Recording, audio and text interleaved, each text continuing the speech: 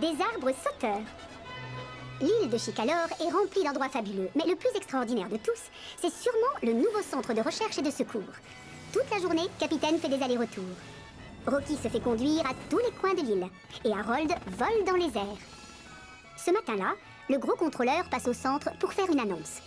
Oh, bonjour, monsieur. Bonjour à toi, Thomas. J'ai quelque chose d'important à vous dire. Aussitôt, tout le monde se tait et attend la suite. Le maire a commandé du bois de Joby pour se construire une villa. Il veut que le chantier commence dès aujourd'hui. Thomas est tellement excité que sa chaudière menace d'exploser. Grâce à cette mission, il va pouvoir retourner sur l'île de Brume. Et ça, c'est la meilleure nouvelle de la journée. S'il vous plaît, c'est possible que ce soit moi qui aille chercher le bois? Bash, Dash et Ferdinand sont excités comme des puces eux aussi. Et nous, on peut y aller? On sait précisément où en trouver. Oui, c'est vrai, chef. Hein? Chef? Monsieur le contrôleur. Monsieur le contrôleur. Oui, c'est ça. J'aimerais que vous trois, Dash, Bash et toi, vous restiez sur Chicalor pour apprendre les règles de ma compagnie.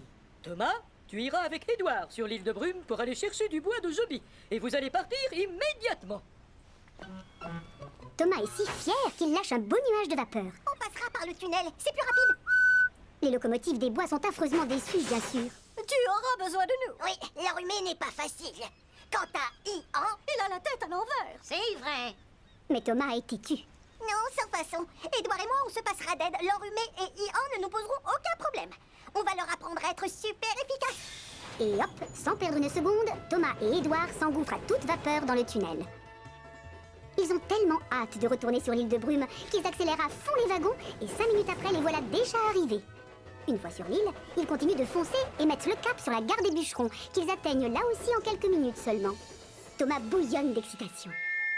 Sous les rayons du soleil, les bois de Joby étincellent comme s'ils étaient recouverts de miroirs. Édouard n'en croit pas ses yeux, il regarde partout autour de lui. Oh, dis donc. Elle est très impressionnante, cette gare.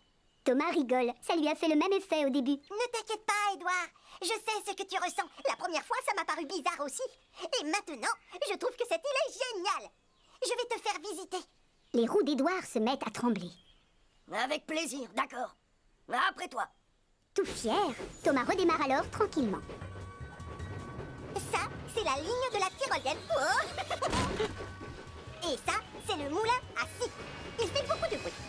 Et ça, c'est la mare des bûches. Comme tu peux le voir, il y a beaucoup de trous en bas. Et les deux là-bas, ils s'appellent l'enrhumé et Ian. Ce sont eux qui chargent le bois sur les wagons.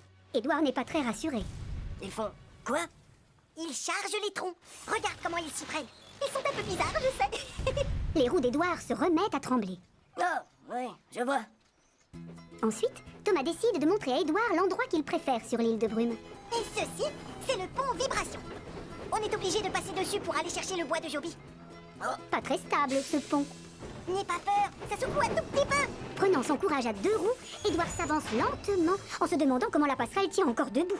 Sous son poids, le pont se met à se tortiller et à bouger dans tous les sens. Non, t'as chouchou. Tout à coup, Édouard appuie sur ses freins. Le pauvre est mort de peur.